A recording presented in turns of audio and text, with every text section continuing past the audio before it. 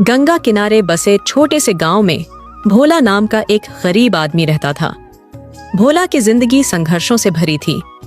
वह बचपन से ही मेहनत करता आ रहा था, लेकिन गरीबी उसका साथ नहीं छोड़ रही थी। उसके माता पिता खेतों में मजदूरी करते थे और जब वह भी उन्हीं की तरह मजदूरी करने लगा। भोला की शादी कम उम्र में हो गई थी और कुछ सालों में उनके 2 बच्चे हो गए। परिवार बढ़ने के साथ खर्चे भी बढ़ने लगे, लेकिन मजदूरी से घर चलाना मुश्किल हो रहा था। कई बार पेट भरने के लिए सिर्फ पानी पीकर ही सोना पड़ता। एक दिन जब भोला को काम नहीं मिला तो वह उदास होकर गांव के चौपाल पर बैठ गया। वहीं एक बूढ़े दादाजी बैठे थे, जो गांव के सबसे समझदार इंसानों में से एक थे। उन्होंने भोला से पूछा, बेटा इतना उदास क्यों है? भोला ने अपनी परेशानी बताई तो दादाजी बोले, काम के लिए दूसरों पर निर्भर मत रहो, भगवान भी मदद करेगा अगर मेहनत करोगे। भोला को उनकी बात दिल को छू गई। उसने सोचा कि क्यों ना अपनी चाय की दुकान खोली जाए। मगर दिक्कत यह थी कि उसके पास पैसे नहीं थे। उसने अपनी पत्नी से इस बारे में बात की। विमला ने अपने बचाए हुए कुछ पैसे भोला को दिए और गांव के एक दोस्त से उसने थोड़ा और उधार लिया।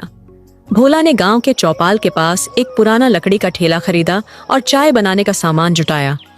पहले ही दिन उसने बड़ी मेहनत से चाय बनाई और राहगीरों को पिलाई। शुरुआत में ग्राहक कम आए, लेकिन उसकी चाय की खुशबू और स्वाद धीरे धीरे लोगों को आकर्षित करने लगी। कुछ ही महीनों में भोला की चाय की दुकान मशहूर हो गई। गांव के लोग, किसान मजदूर, स्कूल के बच्चे सब उसकी दुकान पर आने लगे। भोला हर ग्राहक से प्यार से बात करता और उन्हें चाय के साथ अपनापन भी परोस। हालांकि सफलता इतनी आसान नहीं थी। कई बार पुलिस वाले उससे दुकान हटाने को कहते, तो कभी गांव के बड़े लोग उसे तंग करते, लेकिन भोला ने हार नहीं मानी। उसने धीरे धीरे पैसे बचाए और पक्की दुकान बनाने की सोची। कुछ सालों बाद भोला ने अपनी छोटी सी पक्की दुकान बना ली। अब उसकी दुकान पर बिस्कुट, समोसे और ब्रेड पकड़े भी मिलने लगे। उसका परिवार खुशहाल हो गया। बच्चे स्कूल जाने लगे और पत्नी को भी उसने दुकान में मदद करने के लिए साथ रखा। एक दिन वही बूढ़े दादाजी फिर से उसकी दुकान पर आए। उन्होंने मुस्कुराते हुए कहा, बेटा मैंने कहा था ना कि मेहनत करने वालों को भगवान भी मदद करता है। भोला ने कहा, दादाजी आपकी बात ने मेरी जिंदगी बदल दी।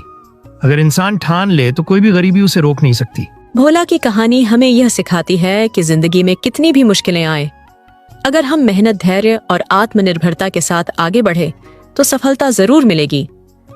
एक छोटे से गांव में सोहन नाम का एक किसान रहता था। उसके पास एक छोटा सा खेत था, जिसमें वह अपनी पत्नी गीता के साथ मिलकर खेती करता था। उनके एक बच्चे थे, सोहन। दिन रात मेहनत करता था, लेकिन उनकी मेहनत का फल कभी अच्छा नहीं निकलता था।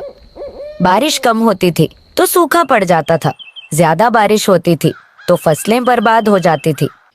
एक दिन सोहन खेत में काम करते हुए उदास हो गया। सोहन, तुम इतने उदास क्यों हो?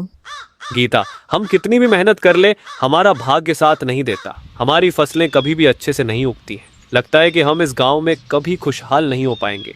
सोहन, हार मत मानो। हमने इतनी मेहनत की है, हमें निराश नहीं होना चाहिए। हमें नए तरीके से खेती करने की कोशिश करनी चाहिए। नए तरीके से कैसे? हमारे पास तो कोई पैसा नहीं है कि हम नई तकनीक खरीद सके। हम गांव के सरकारी स्कूल में जाकर कृषि वैज्ञानिकों से सलाह ले सकते हैं।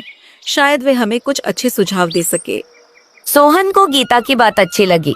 अगले दिन वे दोनों गांव के स्कूल गए और वहां के कृषि वैज्ञानिक से मिले। वैज्ञानिक ने उन्हें बताया कि उनकी मिट्टी में नाइट्रोजन की कमी है। उन्होंने उन्हें बताया कि कैसे वे अपनी फसलों में जैविक खाद का इस्तेमाल करके नाइट्रोजन की कमी को पूरा कर सकते हैं। सोहन ने वैज्ञानिक की बातों को ध्यान से सुना और उन्हें धन्यवाद दिया। घर लौटकर उन्होंने गीता के साथ मिलकर जैविक खाद बनाने का काम शुरू किया। उन्होंने गांव के अन्य किसानों को भी जैविक खेती के बारे में बताया। अगले साल सोहन ने जैविक खाद का इस्तेमाल करके अपनी फसल उगाई। उनकी मेहनत रंग लाई